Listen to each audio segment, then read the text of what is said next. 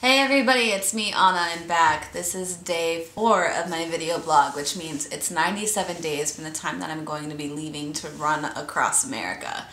And today I wanted to talk a little bit about limitations and about finding your own limitations and about how I've done this also in the last year as I've been preparing and training to run across America.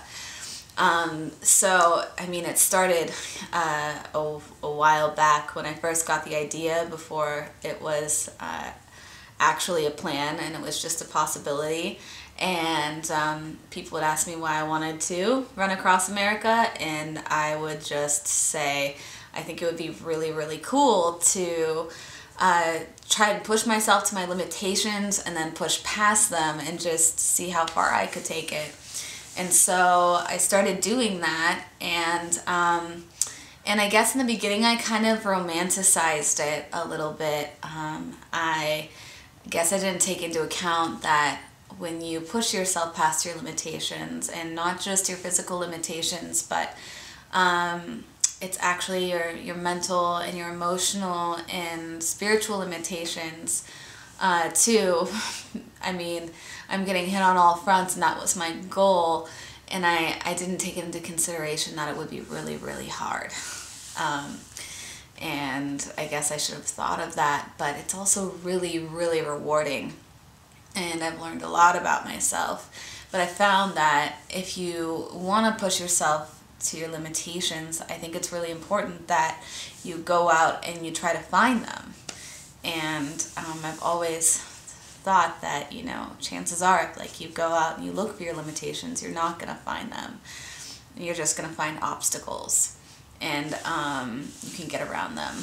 And I came up with an analogy about this. I'm going to share it with you. So it's kind of a story. So imagine this. You're in a room. It's a dark, dark room. You can't even see your hand in front of your face. And you want to get to the door, but it's really dark, so you just start walking in one direction, and you take a couple steps and you run into something, and you think it's the wall, but you feel around and you see it's just a chair or a table, and like, okay, ran into some furniture. You take a couple more steps, you run into something else.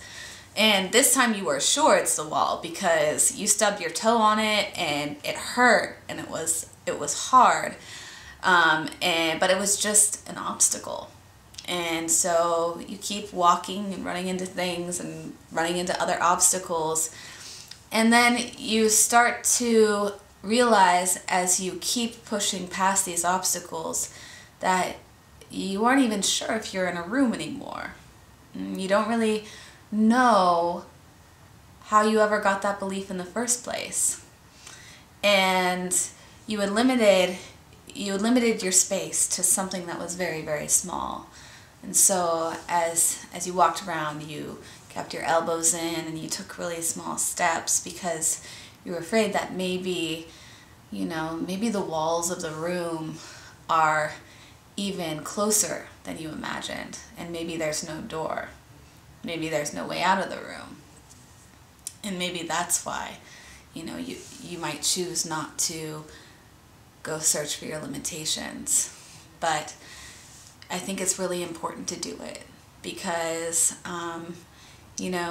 obstacles are really difficult to deal with, but they're teachers and they make us stronger. I'm sure that you've gone through an experience where you were just pushed to your limits. You were like, the world is ending. There seems like there's no way out, and then time passes and things get better, and you look back at it and see that that experience is what made you so much stronger, and it made you who you are.